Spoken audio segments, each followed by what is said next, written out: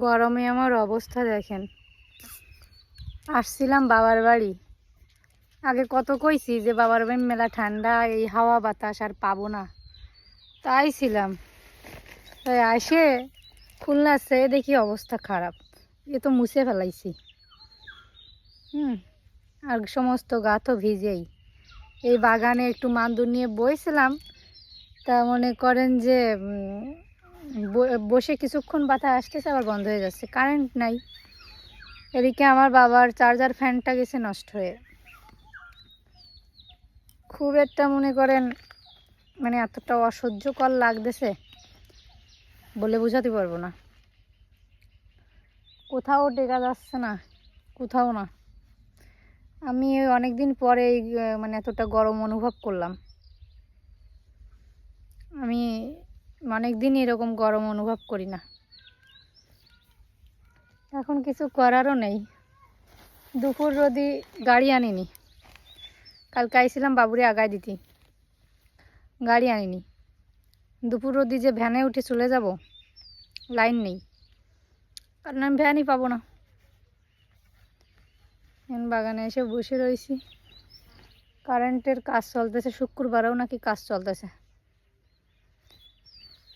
তো কিছু করার নেই। ভাবলাম যাই একটু বসে থাকি কোনোভাবে, বিকেলটা আসুক। এখন বাসছে হচ্ছে 1:30, না 1:42, 1:42 বাজিছে।